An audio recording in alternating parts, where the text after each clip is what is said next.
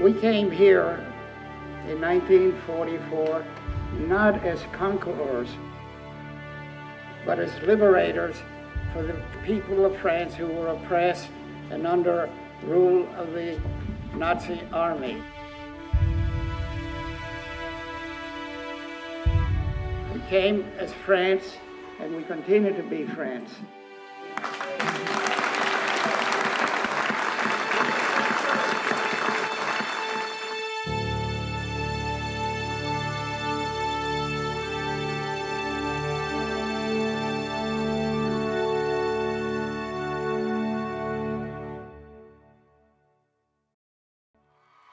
It's been 70 years since the end of World War II. Some of the soldiers that survived that war are still with us today. Most of them are in their 90s and wrestling with the challenges that a long life has waiting. A few refuse to break eye contact with Father Time and are determined to stare him down.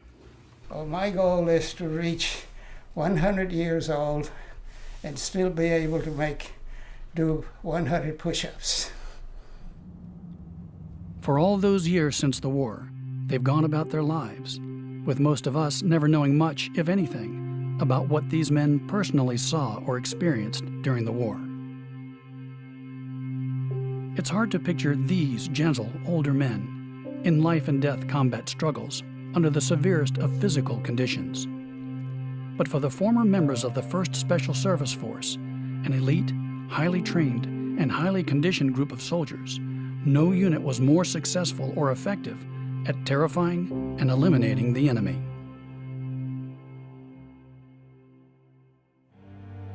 In 1942, they became the first combined Canadian and U.S. fighting unit, and due to their blackened faces for night raids and their heavy kill rate, the Germans referred to them as the Black Devils. Today, the 1st Special Service Force Association, consisting mostly of veterans and family members, organizes trips back to the battlegrounds of Europe, where the Black Devils fought to liberate those people in the name of freedom. For the veterans, the trips are a chance to retrace the steps of their wartime memories and visit the graves of their fallen friends and comrades. Family members will visit where their ancestors fought and perhaps died. Some go in hopes of finding answers to lifelong questions about the events that happened there, that shaped those men for the rest of their lives. The legacy of the Black Devils reaches across generations, and the effects on the world and lives they rescued years ago continues today and into the future. So who were these out-of-the-ordinary men who volunteered for such a dangerous mission? How and why was this unique unit created? We have to go back to the dark days of the beginning of World War II to find out. Great Britain was unprepared when, in 1939, Adolf Hitler launched his Blitzkrieg and began Germany's war on Europe. Most of Great Britain's military leaders were primarily concerned with the possibility of Germany landing on British soil, and were initially focused on a defensive war plan.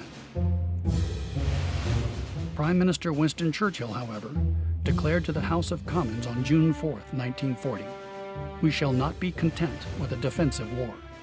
We should immediately set to work to organize self-contained, thoroughly equipped raiding units. These hand-picked commando units conducting guerrilla warfare would inflict the most damage while requiring less manpower and preoccupy a much greater number of the enemy." This approach proved successful, but as the war grew, greater resources were needed, and the British turned to both Canada and the United States to create a combined commando unit. That unit would become the 1st Special Service Force, later to be known as the Black Devils. A secret mission into German-occupied Norway was planned by the Allies, with the intent to destroy the heavy water electric plants which Germany needed to develop nuclear weapons. Codenamed Project Plow, the winter mission was to be conducted by this yet-to-be-formed North American Commando Unit. The feasibility of such a mission concerned many in the United States War Office. The officer assigned to assess the viability of the project was Lieutenant Colonel Robert T. Frederick, His assessment was scathing. In short, he considered it a suicide mission. However, Churchill's insistence and General Eisenhower's commitment to support the plan meant that preparations were to commence immediately. And ironically, in light of his intimate knowledge of why it wouldn't work, Lieutenant Colonel Frederick was eventually chosen as the right man to command the unit. It was time for Frederick to organize and train the unit that he would name the 1st Special Service Force. First, however, there would be the challenge of recruiting and selecting the soldiers needed for this super commando force.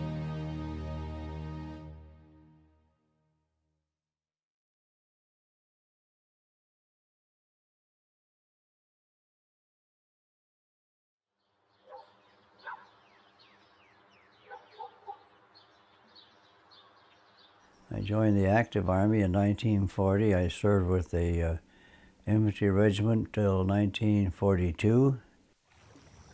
I was with the Hamilton Regiment, and when we went into our advanced training, we were transferred to a place called Valcartier, Quebec, which was in the heart of French Canada.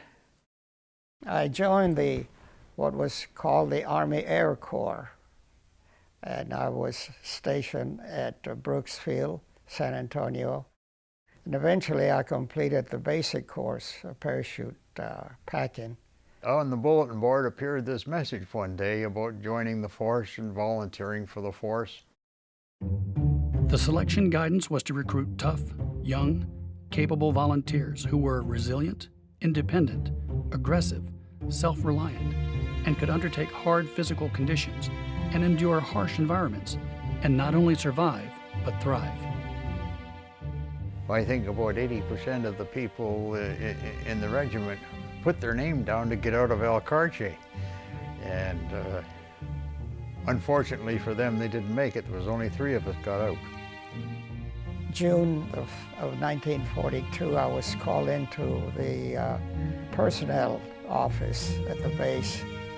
And they said, there's an opening, I can't tell you where or where it's going to be, but they're looking for parachute riggers. To be blunt, I have signed up to go to war. And it looked or appeared to me that if I stayed with the Midland Regiment, I would never get to war.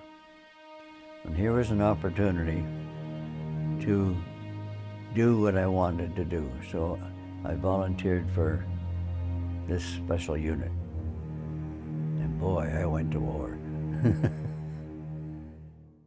In addition to recruiting soldiers, Colonel Frederick also needed a camp that would accommodate mountainous winter warfare and parachute training.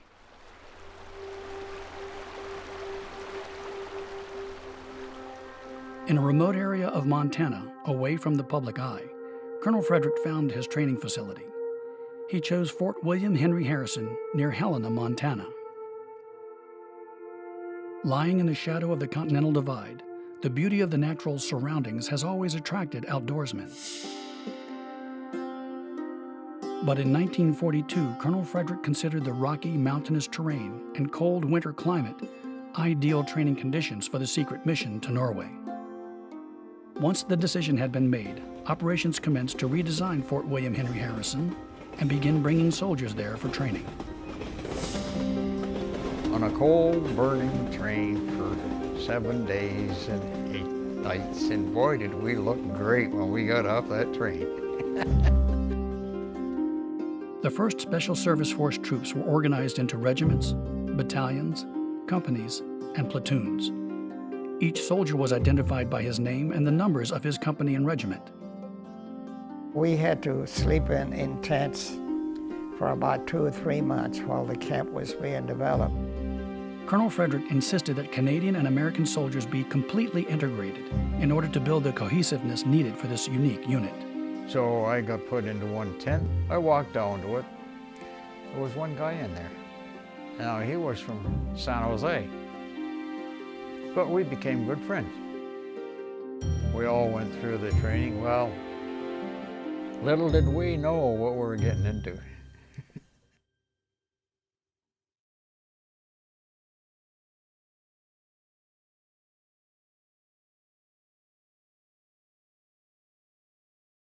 When I joined the force, I was 18 or 19 years old, something like that. I was more or less not in too bad a shape.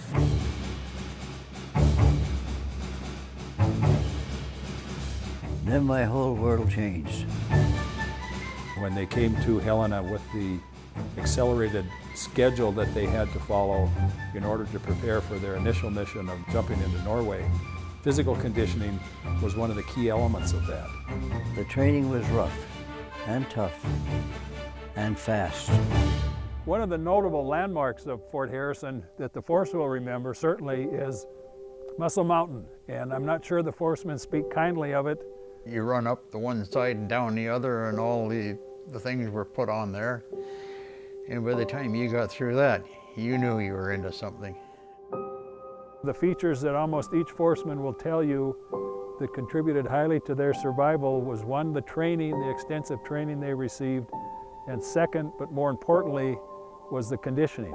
There was nobody they faced as well conditioned as the forcemen were.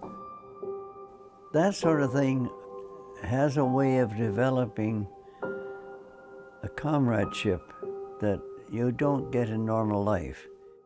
We learned through our training, and it was pretty rough, to respect each other.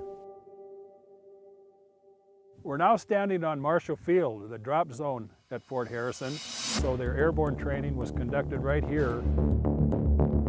They harnessed up one day, they jumped out of some mock-up the next day, and the third day they were going out of the airplane. And at the time, and with the acceleration of the training, if you didn't go out the door on your first jump, then you were sent home. And we started doing mountain climbing and then getting demolitions. We had to learn unarmed combat, we had to learn skiing. We didn't blow up the whole of Montana, but we tried. Some things that weren't supposed to be blown up. When we got going in our training and we finished with the jumping and some of the mountain climbing and a few of the other things, just for conditioning, we usually went about 3 25-mile route marches a week.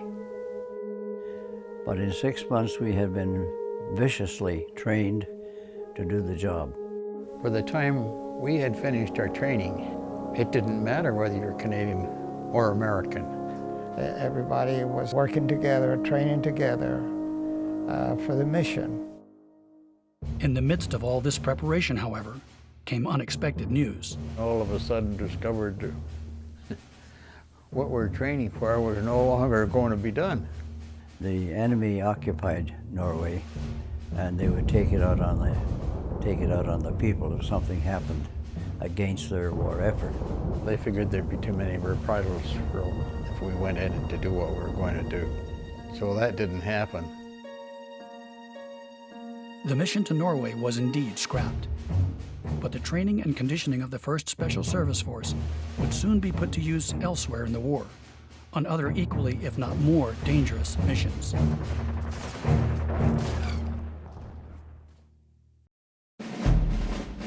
Despite Colonel Frederick's goal of maintaining a low profile, word soon spread of the special unit training at Fort Harrison, and many of the young women in town were especially eager about the presence of so many new prospects. Oh, I thought it was a smorgasbord. All these beautiful soldiers.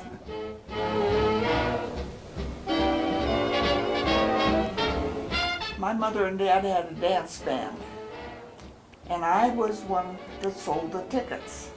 So he went over to the doorman, and he says, "Does she ever get out to dance?" Sure enough, as I came out the door, here he came. And that was the beginning. He called me the next day. This gorgeous Canadian soldier came over and asked me to dance. And I said, "No, I can't dance with you. I haven't danced with my partner yet." And so after Arthur came back, he came over and asked permission to dance with me. And when he found out that I worked at the fort, he said, "I love redheads, and I'll meet you at noon at PX." So he called me and we had a date, and that was it. That was it. In April of 1943, the 1st Special Service Force was finally called into action. They were a new breed of soldier, commandos, super trained for the most challenging and dangerous missions. The new brides, of which there were eventually over 200 of them, now faced the frightening possibility of becoming war widows. Dave came home and said, "We're leaving." And we didn't know anything about the mission, but we knew that it was dangerous, because before we got married, they weren't supposed to get married. I had to go to the head of the Canadian troops to ask for permission, and he told me that, he said, "You better think this over, because there's only going to be 10% of these guys that come back." And I said,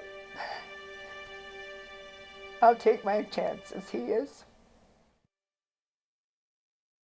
With the mission to Norway canceled, the Black Devils were eventually sent to engage the Japanese on the island of Kiska in the Aleutian Islands. When the force arrived, however, the enemy had already moved on, so there was no engagement. Soon after that, the Black Devils found themselves bound for Italy to engage in some of the fiercest battles in Europe during World War II. Their skills, conditioning, bravery, and commitment became legendary. Many forcemen who were wounded in battle often rejoined their comrades to continue the fight, in time giving the force the extraordinary casualty rate of 134%. In 2014, veterans of the Black Devils, joined by family, friends, and members of the 1st Special Service Force Association, returned to the mountains, beaches, and villages of Italy and France, where the Black Devils had fought and died. My name is John Hart. I'm from Medicine Hat, Alberta. My father was in the 1st Special Service Force. We're here on our 6th tour since we began our first tour in 2008. Meeting at the airport, these total strangers that you've talked to, or people have never met each other, the connections start. And it's rather uncanny how sons and daughters, and for the most part, their connections with each other parallel. They've come here for the same reason. They want to find where perhaps their father was killed. First time to see their grave. They've never been here. The appreciation, reverence, and connection they have with the forcemen and one another is what brings them on these tours, looking for answers and a chance to reach out to the past. Answers to questions about the men they never knew, or perhaps the men they did know. But I had my questions. I had things that I was searching for, but everybody has a question, many questions. And the more you come over here, that the people that join these tours, you do find the answers here. Several of the Black Devils themselves had planned to make the trip, but at the last moment, failing health prevented most from traveling. Only Eugene Gutierrez, president of the association, was able to represent his comrades in Italy. Together, the group would explore battlefields where the forcemen fought costly engagements. A few would visit the grave sites of their grandfathers, uncles, or fathers, some for the first time. Eugene's thoughts will carry him where the rest cannot go. He will recall the battles, the enemy, and the friends that did not make it home. It was the 70th anniversary of the liberation of Rome, and in honor of their visit, there would be great celebrations and parades. For this reason, the tour group would include the pipes and drums of the Black Devils. The Black Devils were revered as heroes and liberators, and the celebrations began immediately upon arriving in Italy. The first was a parade through the village of Mignano at the foot of Monte la Defensa, the site of the Black Devils' first legendary battle of World War II.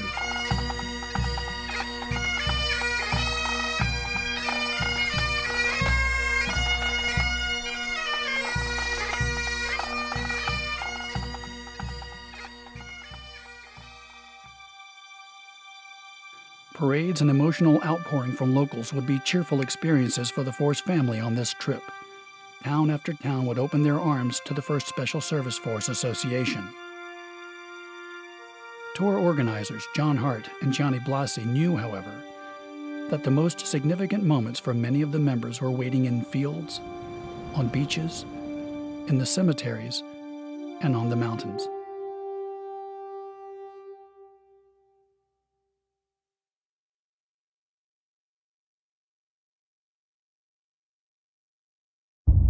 Dad was 2nd Company, 2nd Regiment. 2nd Regiment was the first unit up La Defensa. 1st and 2nd Company were on the mountaintop when the battle engaged, so Dad was one of the first men on top of the mountain. Monte La Defensa was aptly named. The Germans took advantage of its controlling view of the Liri Valley, and its forbidding cliffs made it a defensive stronghold, protecting the southern approach to Rome from the Allies.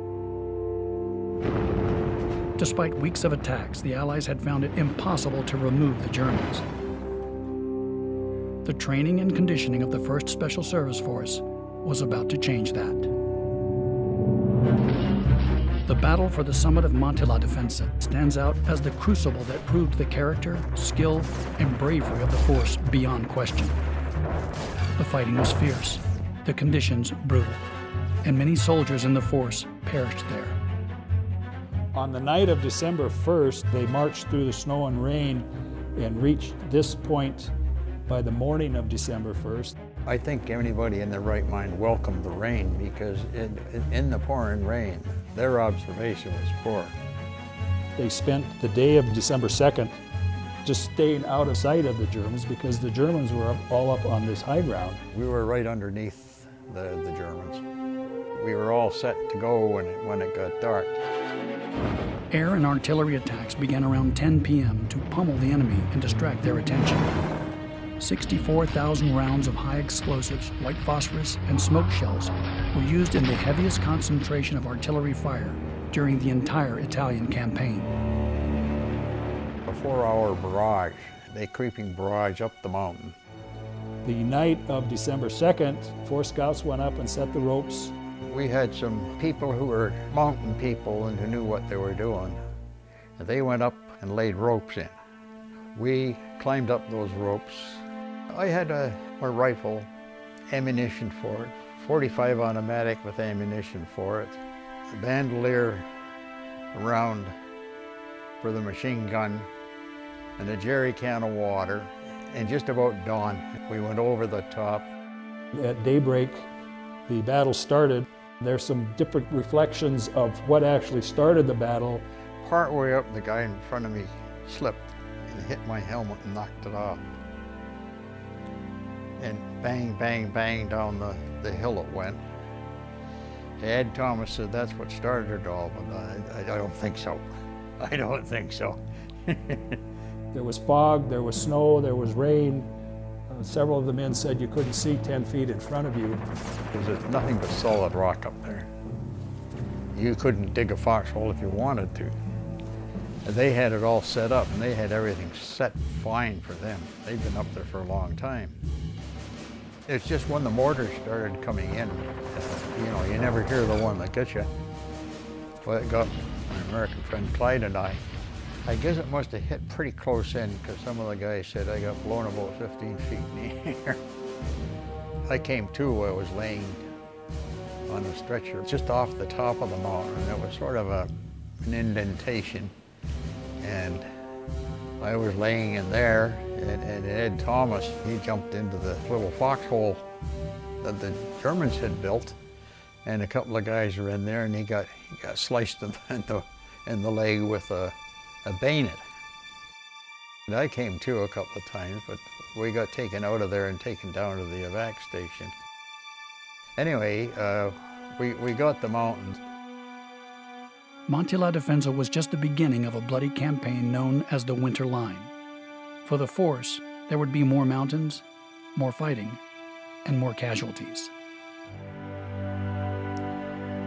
The force went into the mountains on December 3rd of 1943, came out of the mountains on January 17th of 1944.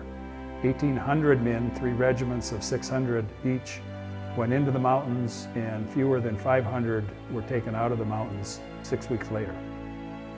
The loss of life, the tragedy, we've got a feel of what happened up there now, and many of the veterans who have been with us have been up there, and they say a few things, but they don't say a lot. I was working in the power block. Western Union was downstairs when the telegrams would come in. And it would just be kind of like a feeling all over town when those telegrams would start being delivered. Well, when that first person, the first woman, and I don't remember her name, but when she got the telegram her husband was killed, it was, we all, I think all of us just felt. Well, we all wait for the telegram to come, you know, to our door. Yes. When you get to the top, just sit in the shade, take your time, look around, and slowly we'll all get up there together. The members of the association had greatly anticipated this part of the visit and were prepared for the rugged climb to the top of Monte La Defensa. Most would make the more gradual climb on what was referred to as the German side of the mountain, but a small group planned to go up the treacherous attack route to get an even greater insight into what the Black Devils had experienced. We have our own set of challenges, albeit not as severe as the boys before us. I need to remember what my grandfather did. You can hear stories, and the stories are very, emotional. But once you actually go and you see the cliffs in front of you, it gives us a little bit of a sense of what they did for us, for our generations and future generations. My dad was a force member in Headquarters 1st Regiment, and he would have been part of that reserve group that was on the mountain in 43. And so this morning we're going to be heading up the mountain. What a day this is going to be.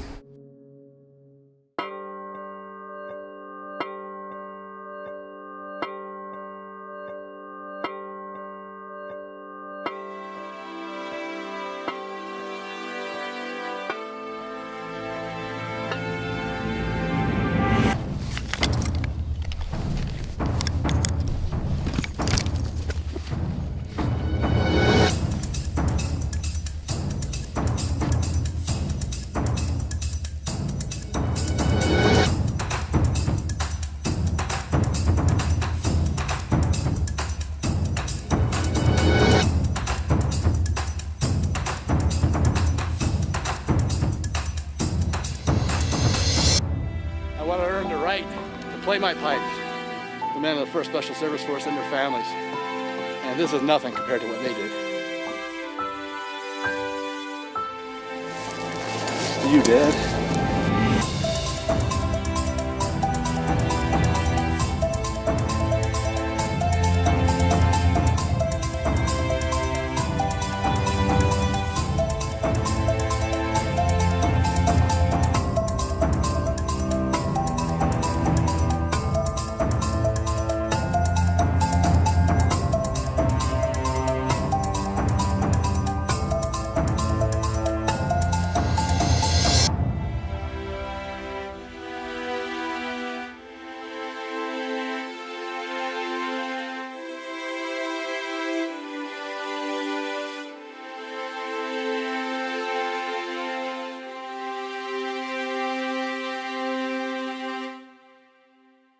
As the main group neared the summit, they were greeted by a friend of the 1st Special Service Force. We are commemorating the brave soldiers of the 5th Special Service Force. I'm proud to dress their uniforms. I'm beginning as a collector. Growing up, I met this wonderful family, and so now, otherwise we do collection in a way, and remembering the 5th Special Service Force on the other side. That's what we're doing. Whether they were paying respect, wanting to connect, or looking for answers, everyone had personal reasons for making the climb. 1st Regiment was at the end of this trail, and they were hit particularly hard. It was wide open. The Germans had it sighted in. They were across the valley. They hit it with everything they had. You're here for your uncle, and we're going to take you to that particular spot where this all happened. And I've got a photo, and I've come a long way to visit.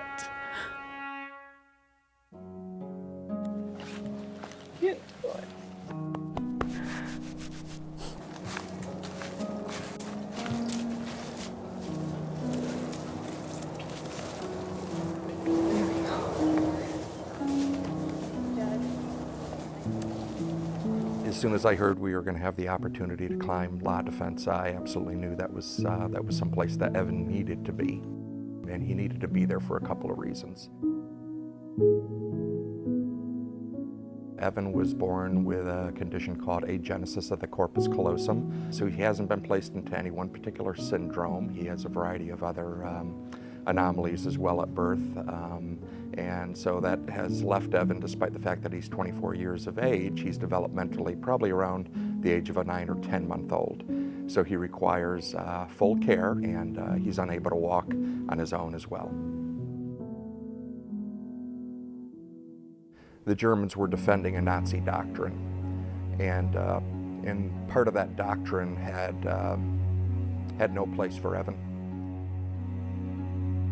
When we visited that museum in Italy and we saw the information on the extermination camps that the Nazis had, one of the, if not the first panel in that museum discussed the Nazis' view on people with special needs and disabilities. Evan wouldn't have had a life under the Third Reich. He was disposable. He meant nothing. His life meant nothing. So to bring him up to Mount La Defensa, to me was very symbolic. Number one, it paid tribute to the men of the force that lost their lives there and the men that survived the battle to drive the Germans off of that mountain. And the force was good at fighting those battles and driving the Germans out of their holes. But that doctrine is something that each one of us needs to fight, and to fight for those who can't fight for themselves, and demonstrate that every person has value, despite what disabilities they might have. So when I brought Evan on the top of Mount La Defensa, that's exactly what I was thinking of. He needed to be there almost more than the rest of us needed to be there to show what's possible with a person with disabilities and to show the Germans how wrong they were.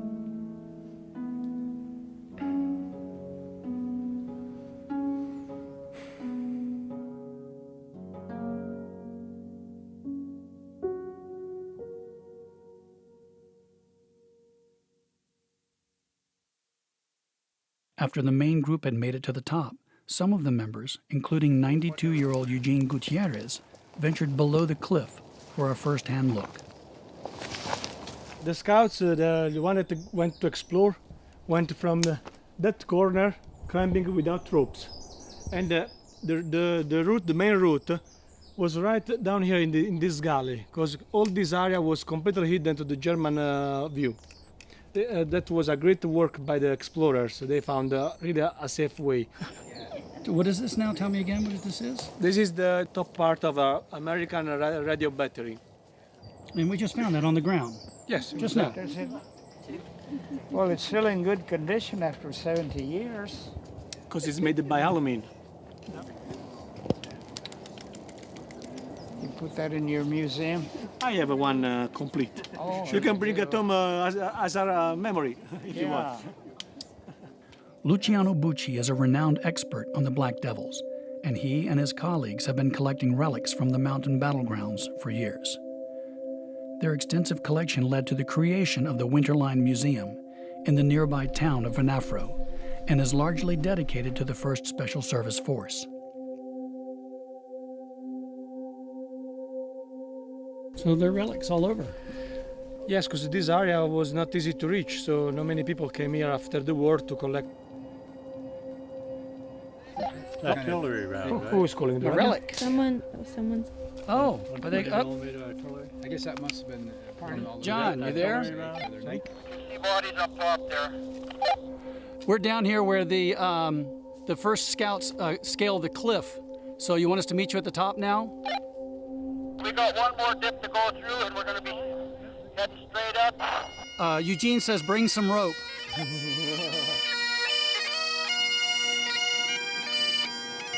Everybody accounted for? Yeah, we started with 4, so we think. We all made it. Congratulations. Great job. We've been looking for you. Gene, it's a pleasure to be here with you today. Oh, we made it. After we got up that mountain, getting over that last knoll before the dip to the top, we heard the pipes, and immediately the tears came out. You needed to hear those pipes on those mountains.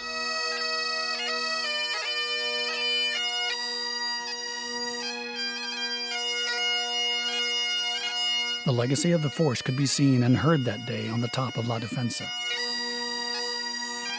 The climb had given loved ones a chance to connect to the lives of those soldiers in a personal way.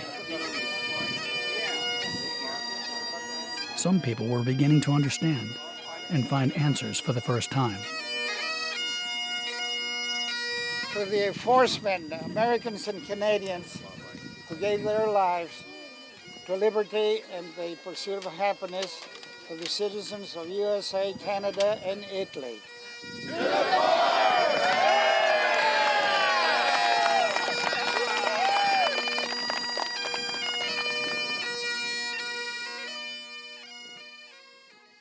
The 1st Special Service Force would spend months fighting in the mountains that winter, liberating villages and pushing the Germans further north.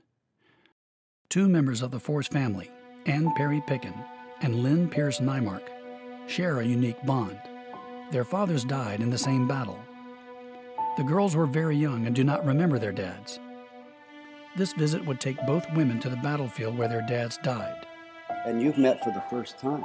No, we're sisters. Yeah, we really are. It's just amazing our similarities and our path is gone. Yeah. This is where we think it happened, where the initial blast happened. We're going to go up there and get a visual. We're going to walk into those areas. That's good. Yeah, my company helped take that. The biggest thing about that was not only the enemy resistance, was the weather. The snow and sleet and rain, all in a 24-hour period, and cold, bitterly cold. I lost a lot of friends up there, but we took the mountain. That's all I can say about it.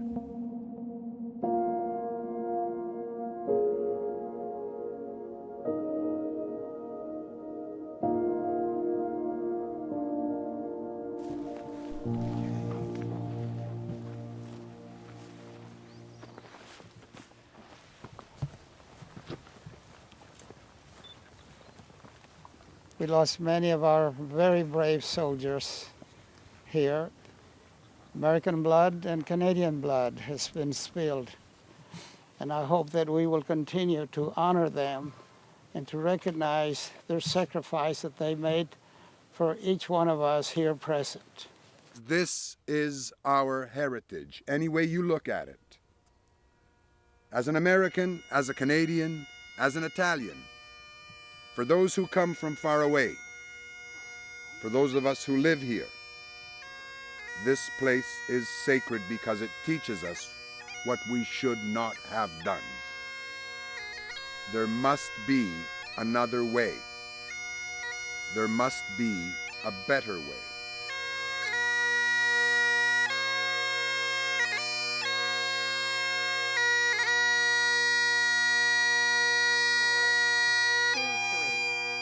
McCarty, Staff Sergeant 1-1. McNally, Staff Sergeant 6-3. Michaels, Private 5-3. Mills, T4 3-1. Nelson, Private, Headquarters. Palmer, Sergeant 3-1. Perry, Captain 2-3. Pierce, Major, Headquarters. Phillips, Sergeant 5-1. Pike, Sergeant 4-1. Presnell, T5-1-1. Price,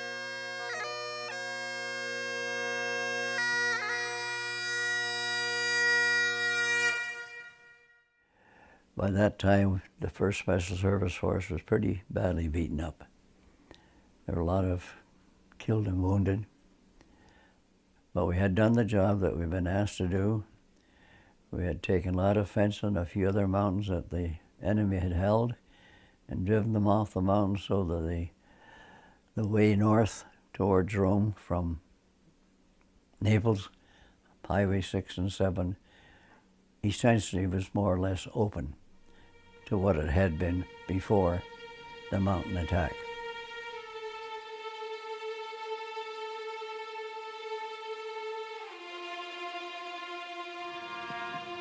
These are men of whom we know photographs, stories, family situations, and how we lost them.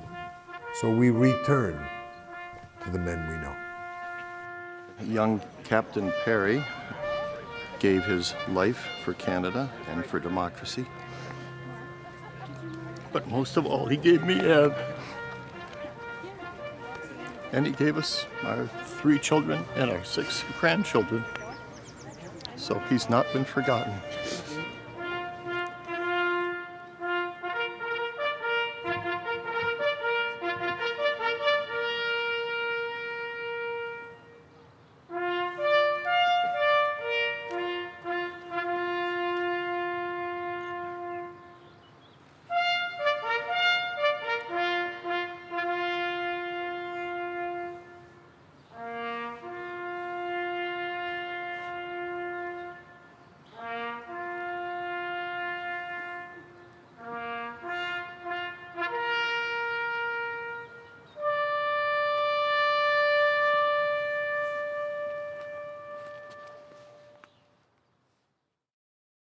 The Allies had elected to make an invasion in the area of Nettuno and Anzio and try and cut off the enemy retreat coming up from Italy towards Rome.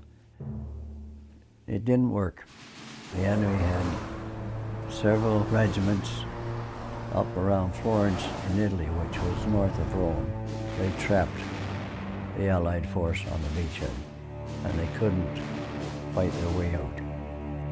They needed help on the Anzio beachhead.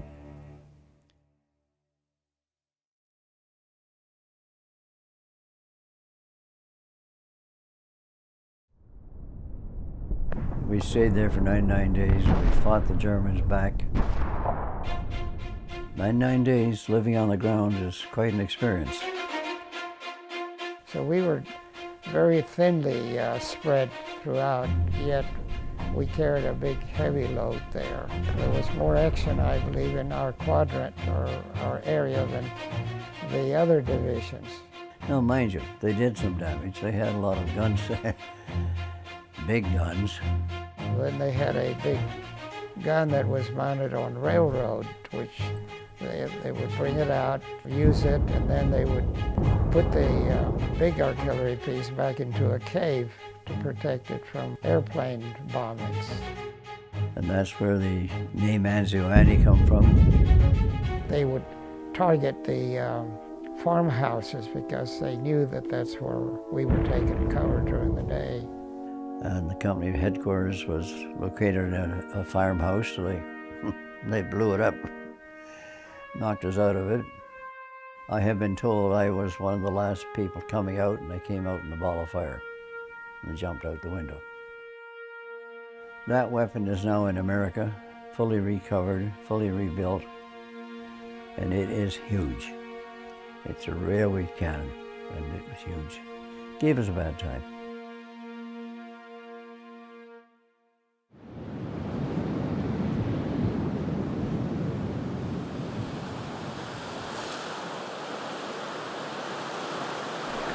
During my service here, I was inland about 1.5 miles off the beach area.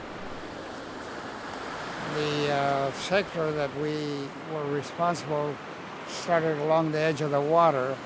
That was to protect the flanks in case Germans would get in the water and come behind our lines.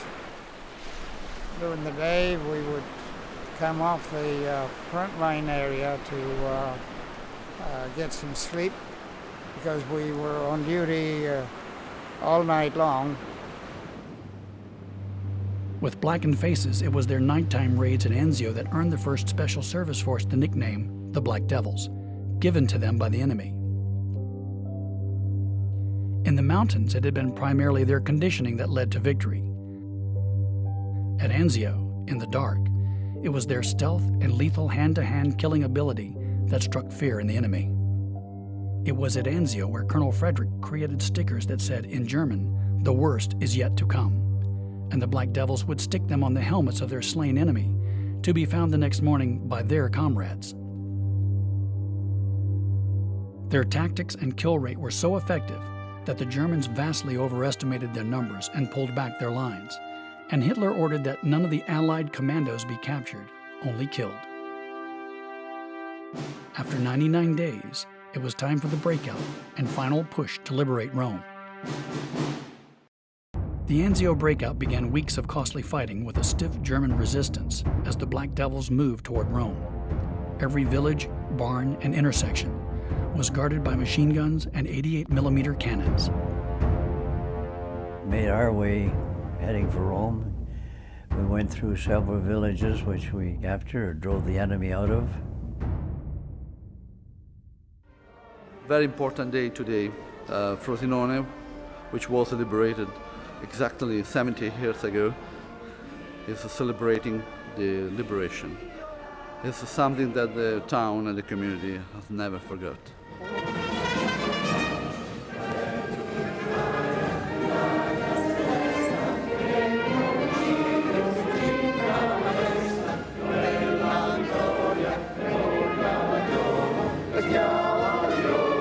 This is a great day for the Republic of Italy. So I would like to congratulate you to keep fighting for democracy, because this is the way human beings want to live, freedom and liberty.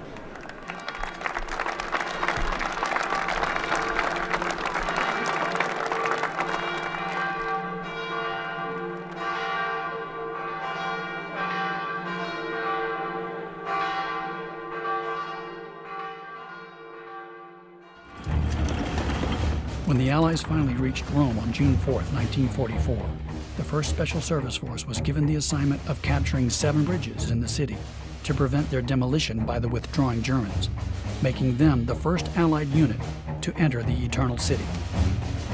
And my company was given the job of capturing 6 or 7 bridges, so to make sure the Germans wouldn't blow them up. When we went to take the bridge, we found at the bridge there was a few machine gunners. We cleaned them out. They were armed. The bridges were armed. But we got there pretty quick and they didn't blow them up. They left a few snipers behind, which gave us a bad time. After we captured the bridges, basically the battle for Rome was over. They'd all gone. They'd gone north and left. The reception of the Italian people as we came in was like, welcome home, sort of thing. They had more wine than you could shake a stick at. They must have been saving it for years, because all of a sudden it appeared. They treated us very well, and they couldn't feed us very much. They had not very much to feed. But they did give us some wine and lots of hugs and kisses and welcomes and what have you. On June 4, 2014, 70 years later to the day, the 1st Special Service Force Association made their way across those same bridges.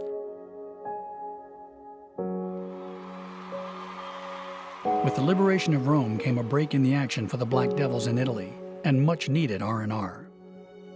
Just outside Rome, on the shore of Lake Albano, the site of the Pope's summer palace, the Black Devils camped for a short time as they recovered from months of battle and awaited their next assignment.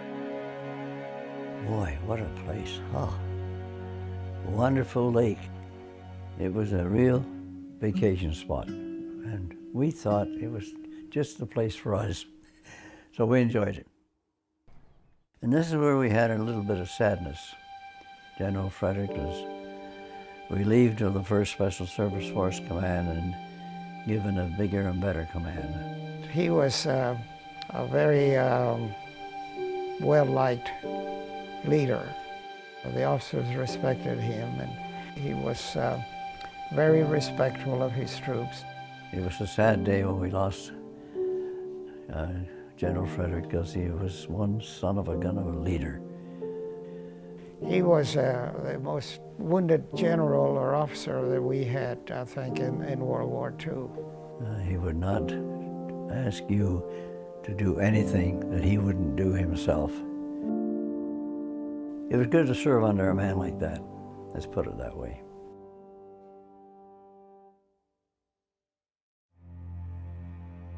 For the families of the forcemen who were laid to rest in foreign soil, very few have been able to visit their loved ones to say goodbye in a meaningful way. For them, their loss and grief seems unfinished.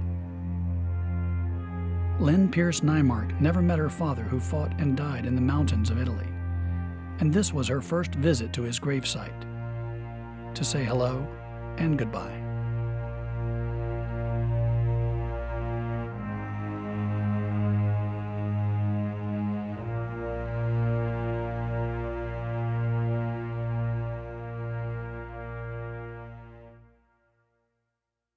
To see the names on the stones, the people that you trained with and worked with and lived with and fought with, it's kind of earth-shaking today. I can visualize the members that are there that were killed in action, that were close to me. Well, it's a sad moment for me for them to have been taken away, and try to remember them and keep them in my prayers a lot. That's funny. I'm not normally this way. I don't usually get sentimental. I guess that's the right word. But it is very gut-wrenching to read a name on the stone who you were drinking with yesterday, so to speak.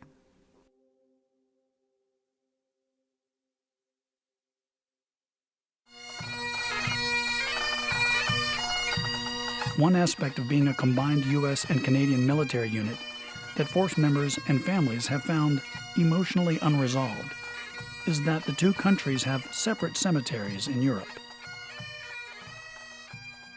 When somebody in the unit was killed, if he was Canadian, he was sent to the Commonwealth Cemetery. If he's American, he went to Natuno to the American Cemetery, and you wouldn't believe how that affected a lot of people, saying, here we've been, now it's 2 years together, and we're like one group.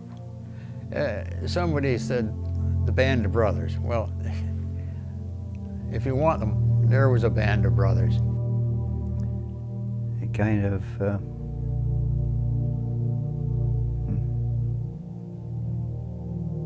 I'm sorry. I can't talk very much on that. It bothers me a bit. It hasn't bothered me for years, but now it's bothering me a bit.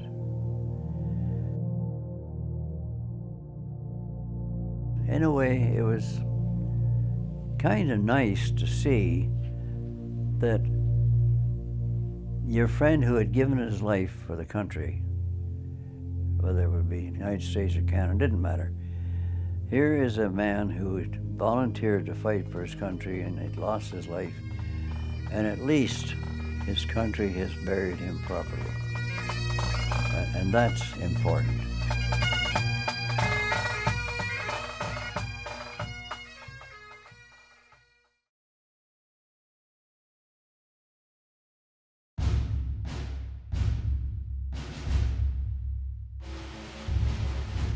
Replacements are almost as valuable as gold.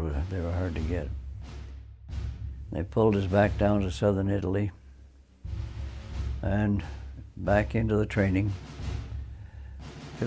Train the replacements, more replacements. I first joined the force from the dairy farm, and they took us to Santa Maria dei Capo di Ventri, which is outside Caserta. It was a training. I was overseas before the 1st Special Service Force got here, before they got to Italy, and I was with the 3rd Ranger Battalion. But we were the attack troops. I was always in the attack troop. I don't know what happened, but I used to wonder how these guys got other jobs, but I was always there.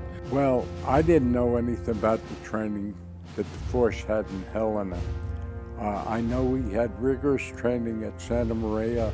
There were forced route marches constantly, constant weapon practice. At that point, we were the newcomers, but they treated us like equals. They were a great outfit. Some of us got orders to go and attack a couple of islands. Now the secret was out.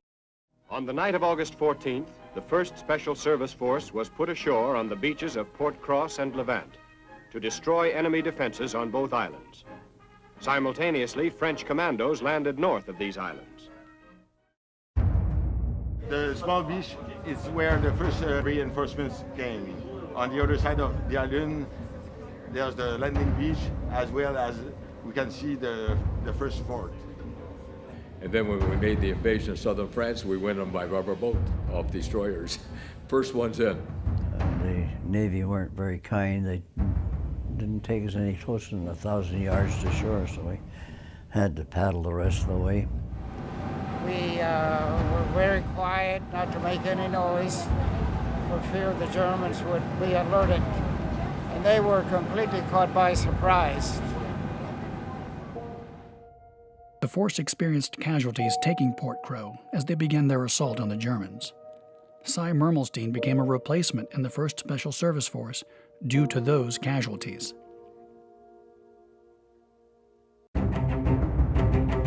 Within hours of the capture of the Hero Islands by the Black Devils, the main force consisting of the 7th Army Divisions landed on the mainland.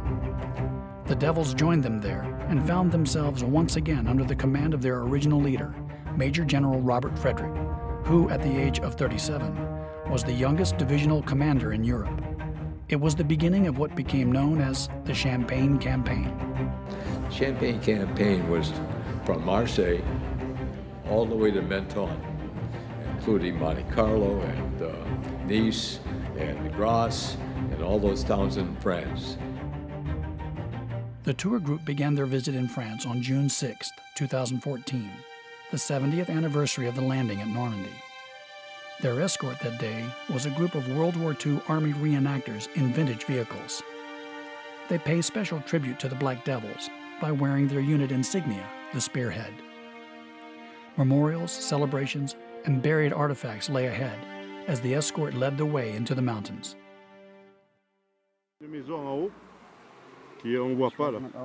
First Regiment outpost digging in near Monty, okay? Still there? Oui. So this outpost that he just showed us, the First Regiment outpost, is buried in behind these trees here. Yes. Okay. Well, there was no tree, see? Oh, okay, all right.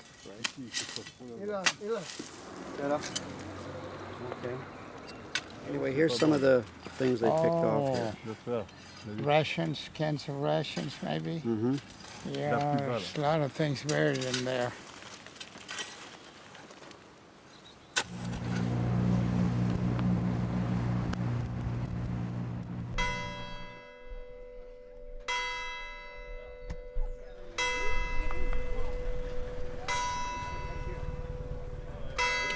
Voilà.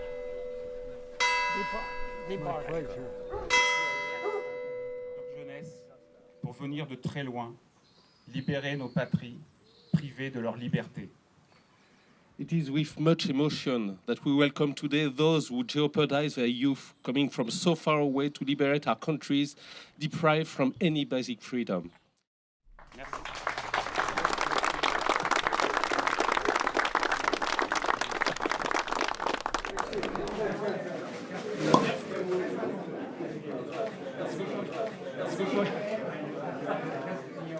Not every destination of the tour group was marked by parades, dinners, or ceremonies. Tucked away in the busy center of the coastal city of Nice was a small garden dedicated to the memory of the 1st Special Service Force. The placement of this familiar marker, as well as many of the others, was due primarily to the efforts of one man. Another man right here is a legend to many of us, and we're here to meet Raymond, and this is a very special day. Thank you very much. History has brought us here. Coming here has made us friends. We wish to continue what the men before us started. This is our duty now to carry on. Make it quick, because I'm 93. Okay. All right. An incident happened in 1944 after you guys, the first 24 of August, 5 o'clock in the afternoon. 5 o'clock in the afternoon, special forces came through the area, and they were coming through the area. They were carrying some of their dead back to Draguignan and for burial. He's standing in the front yard with his wife, his mother and father, and himself, and an American or GI, could have been Canadian for all we know. Alone. In a Jeep, drove up, and he had boxes of K rations in the back, and he says to Raymond, "Hi, do you speak English? Can you talk?" And he says, "Yes, I speak a little," Raymond responded. And he said, "Well, here, take one of these." And he took this box of K rations and threw it on the ground, and it kept his family alive for the next 2 weeks. 3 days later, I enlisted, and I was volunteer to join the American Army. The American Army. 3 days later. So the most frustrating emotion that Raymond has had to deal with is gratitude, and he's tried to satisfy that by building these monuments and these plaques throughout this area. These people don't forget. Francois Hollande, the president of France, said yesterday the French will never forget, and believe me, they will never forget. Thank you.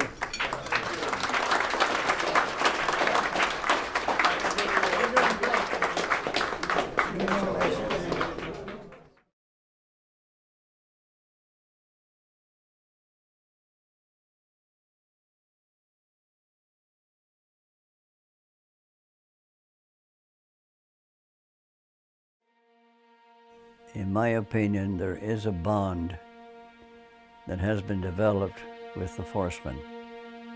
If you're a forceman, you're a forceman. The intangible ropes that hold you together are hard to describe. I can't. The uniqueness of the force, as I explained before, it was such a close bonding as a unit. We trained together, we fought together. It was a short period of time. 29 months, when you figure it out, is very short in the life of the military. The training that we did and accomplished together made the backbone of the force. We were two people from two different countries under one command, and how they got together, and they did a remarkable job, and the fellows just, they felt they didn't have to look who was where. They knew the right and left flank was protected. You didn't worry about that. You just went ahead, and the other fellow did the same thing. The guy would get injured or wounded, and he had to be rescued, or he had to be saved, or something had to be done with him. You just don't leave him out there. I know of guys that went out and brought them back. You know, they didn't have to, but they did. And I shouldn't say they didn't have to. They had to. That was your buddy. You've got to go and get him.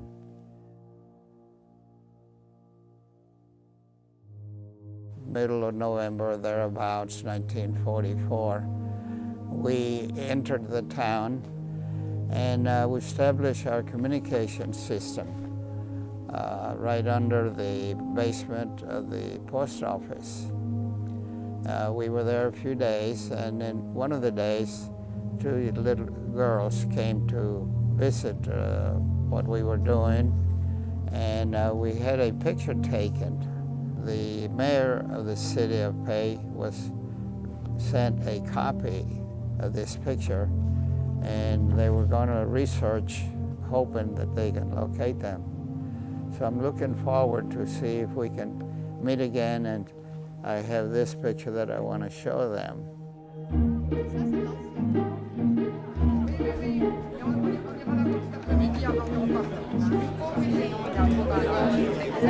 Orphanage. You have a photo with two children from the orphanage, was Well, it? I don't know where they're from, but Yeah. they were with us. They came to see us when we were at the post office. You are the hero. Yes, you are.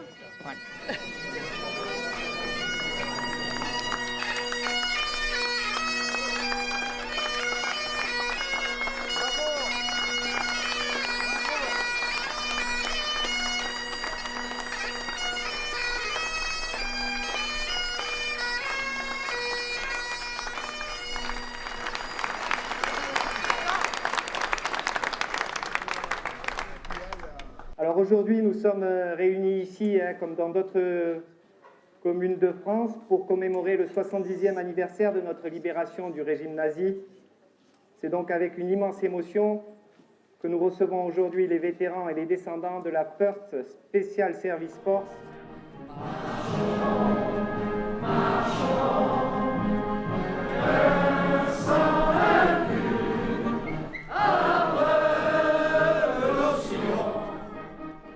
We want to thank you for this beautiful plaque that you have made it in our honor of my brothers who fell here in the mountains of Pay, who spilled American and Canadian blood for the freedom of the people.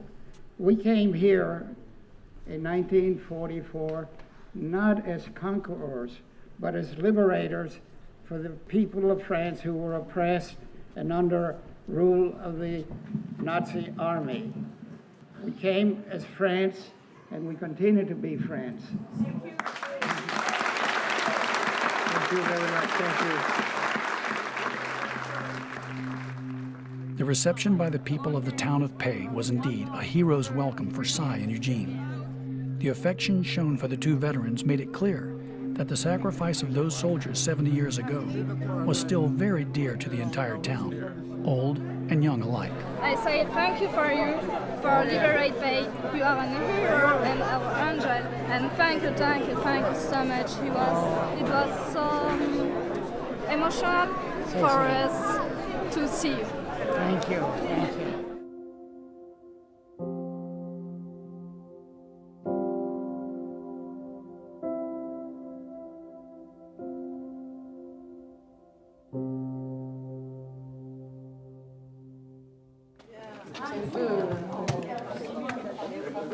We occupied this house that was the home of the postmaster, and we set up our communications under this floor.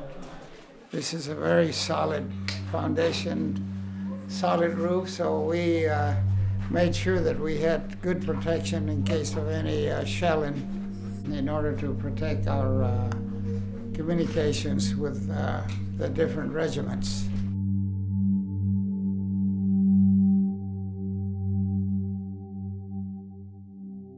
Eugene's only disappointment on the day was that although the townspeople had tried to find the two women who were the girls in his photograph, there had been no success in identifying them. I think they tell that perhaps the two girls were from an orphanage.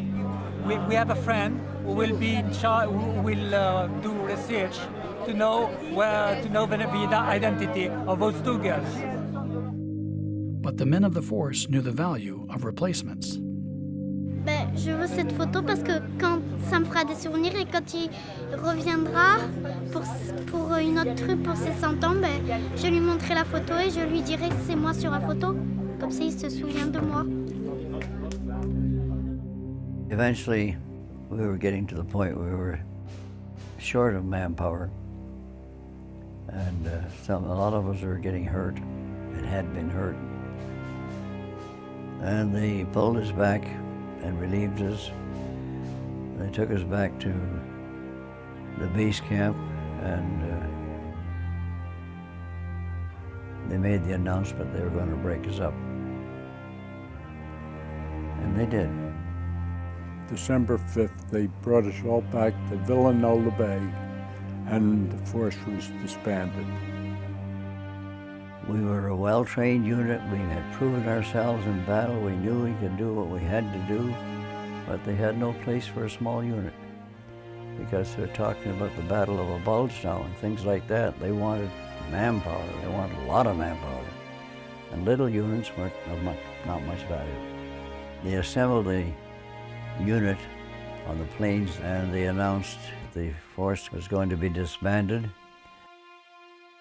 They folded up the flags. The flags are out in display, of course. And they folded them all up and put them in the case, and that was goodbye flags. At that time, we were flying the Union Jack because Canada didn't have a flag at that time. The order was given for the Canadians to form up on the Colonel, which we did. So now we have the Canadians here, and you have the Americans over here, and here's gaps in the line where the Canadians have been standing. And it literally happened that some of the Americans grabbed the guy when he went to go back to the Canadian Army and said, "Where are you going?" He says, "You don't go over there." He said, "Well, I got it." He said, "I'm a Canadian." That's how much they had integrated. One didn't know whether he was American or Canadian. How about that? The Canadians did march off in style, the best they could. Mind you, they hadn't been obeying Canadian orders for a long time. They brought in a bunch of trucks, and they put the Canadians on the trucks, and away we went. And some of the Americans even ran after the trucks trying to, didn't want to see them go, which I appreciated very much. And that was the end of the 1st Special Service Force.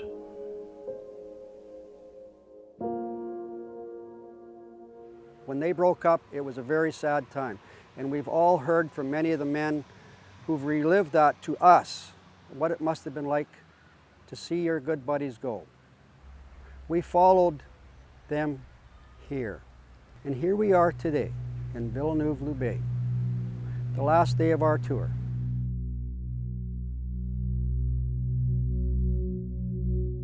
As the farewells began and the tour came to a close, people felt they were going home with a deeper understanding of what their fathers, uncles, and grandfathers had been through.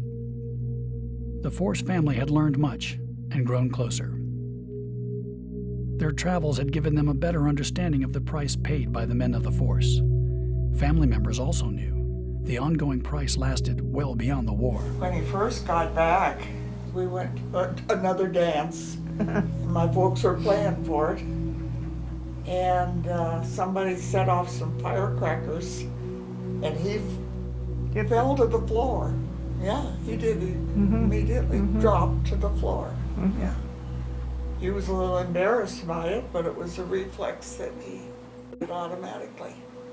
Those things around us that trigger our memory, whether it's a sound or a smell, or to see somebody's name on a headstone, or to be in a particular area on a battlefield that you were at 70 years ago, is going to bring memories back to these veterans.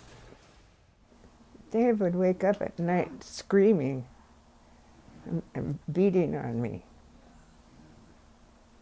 Get down, get down. Mark very rarely ever said anything about the war. He didn't want to talk about it to me. Many of the Black Devils have dealt with their war memories for all their lives, often in silence, perhaps as a way to continue protecting those they loved from the horrors of war. Although it's difficult, they've lost friends, they've seen them die in ways we can't imagine, but they've carried that with them, and it's a personal thing to them. Talking about a thing like that reminds me of a situation on the Anzio beachhead, I think it was, where one of our boys got blown up in a minefield. And he was brought into the company headquarters. And I was supposed to go and check his identification tags. And it was one of the things I'll never forget. I went out, it was in the dark. Identification tags are normally worn around the neck. So I was in the dark and I was feeling around trying to find these darn tags, and all I could get was a mess. So I gave up. I went out in the daytime, in the daylight. The body was the wrong way on the stretcher. What I was feeling was the torso here. There were no tags down there. It was blown apart. I never did find him. I'll never forget that. I'll never forget that. not an easy thing for me to I have the feelings, you know, of the loss, but how else can I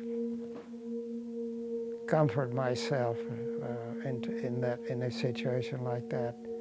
The only comfort that I get is by praying for their souls and hoping that they're resting with the Lord. I know that there are times when I wonder why I'm here, but I am.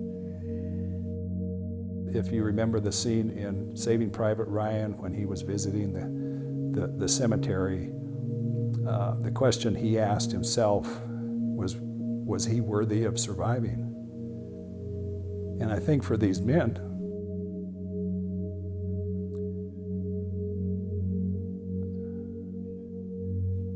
they've carried that guilt of why me? Why did I survive? I get emotional about it, and I wonder how they've dealt with that for 70 years with what they went through. Some say it's the luck of the draw. Some say that there's a lot of reasons for it, but for those men who did survive, to carry those memories and carry that question in their mind of, was I worthy of surviving? Was I worthy of continuing my life? Did I do as well as I could? Why did he go and I didn't when he was sitting right behind me or right beside me? I don't know. We can't answer those questions. I don't think they can answer those questions. But I think it's something that we need to respect. And respect in the sense that those grave sites, those headstones, are the cost of our freedom.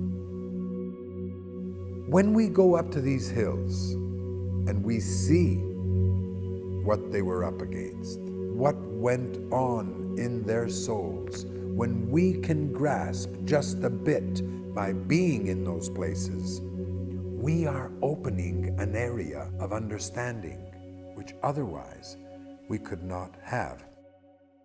As a child, there was not always, but at unpredictable times, there were outbursts of unexplainable anger, maybe rage, and it was difficult. And we didn't know, we didn't understand, we were children. The other day had the honor and the privilege to climb to the top of Mount La Defensa, and at the top, I looked over the side and I said, I understand now. And I forgave my father this rage. Some people had questions about why their fathers were the way they were. Well, coming here has brought them closer to answering those questions that they grew up with. It's been fascinating and wonderful too to be with other people who are going through their own process, sometimes of grieving, sometimes just of honoring their father, their uncle, their grandfather, and to see the grandchildren and even the great-grandchildren is incredible. Some people come to this event and they never leave the way they arrived. Some come because their father once told them something and they have come to see if it was really so. Some come simply out of a special religious feeling they have for the Force. Some come because they need to reconnect. Now they understand what their fathers went through, and only through that can they better carry the message. Another reason why I'm here is because I need to learn this stuff, and I want to talk with the vets and their families, because we're all a family, we're all connected. These people became our family. They were the Force family. And you go to a cemetery and you see somebody whose father is there. It's the closest they've ever gotten to their father. And you share an experience like that. There's an incredible bond that grows. People you think perhaps you have nothing in common with, my goodness, next thing you know, you discover your father, their father were in the same firefight. And what they fought for and how profoundly they believed in what they were doing is really important. It's not just history, it's also our future, because we need to keep it going. It's what they did for us. We have to carry it on. If we do not pass this heritage, this knowledge, this awareness of what it takes to establish democracy and to keep it alive, and what democracy does for us in our common day-to-day life, if we do not pass this bulk of wealth of ideas to the new generation, it will be as if all that fighting and all those sacrifices were done for nothing. It is easy to forget them, and we cannot allow that.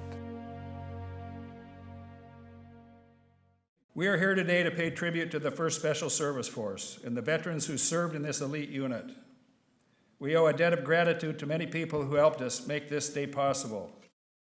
On February 3, 2015, 42 surviving members of the force, along with friends, family, and members of the association, gathered in Washington, D.C. They would travel to the U.S. Capitol building where, following a special recognition ceremony by the Canadian government, the United States Congress would bestow the Congressional Gold Medal on the 1st Special Service Force.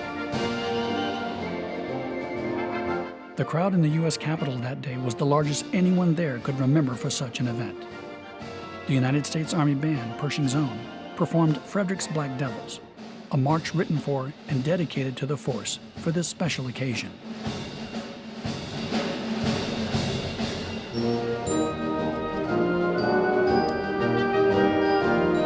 Charlie Mann had been selected to represent Canada, and Eugene Gutierrez, the United States.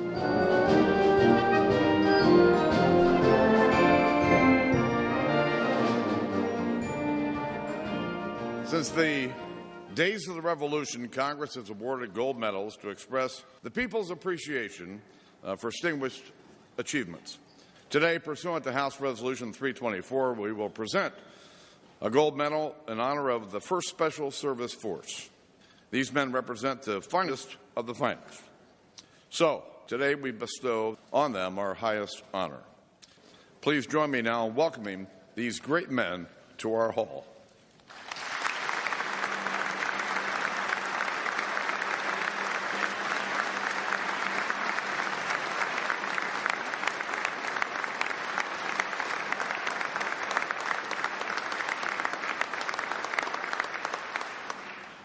From a small unit came a grateful generation, a force in its own right. And from a brief window in history has come a lasting commitment to do one thing this force could not. For these men saved the free world, and now are free to savor the triumph and to share their stories for years to come. In that spirit, the United States Mint, at the direction of the Congress and the President of the United States, has struck a gold medal in honor of these 1st Special Service Force. And we present it here on this day in our capital on behalf of a proud and grateful nation. Thank you.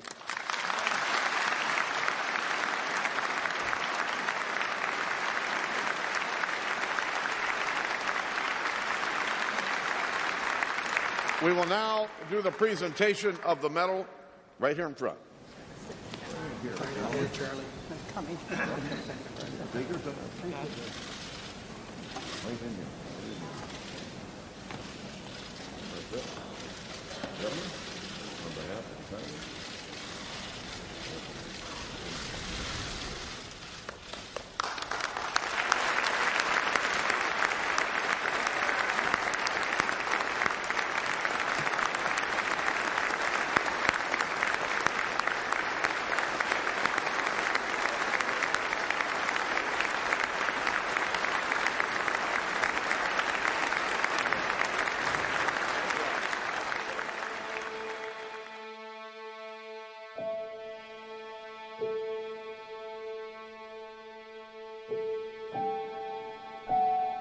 I'm proud that I was one of the 1st Special Service Force.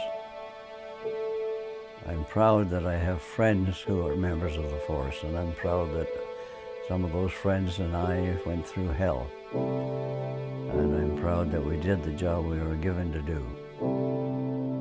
These men faced incredible fear with incredible determination.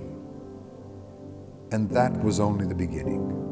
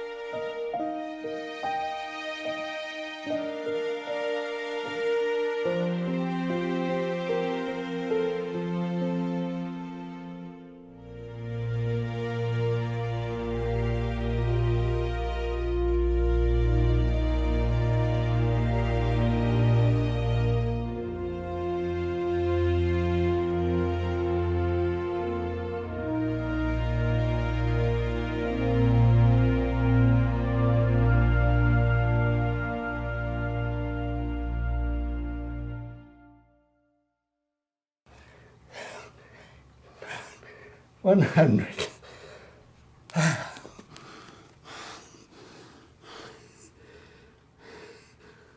Right now I'm catching my breath. Takes me about 2 to 3 minutes to get my heartbeat back to normal. Is that all you got? Yeah. You're next.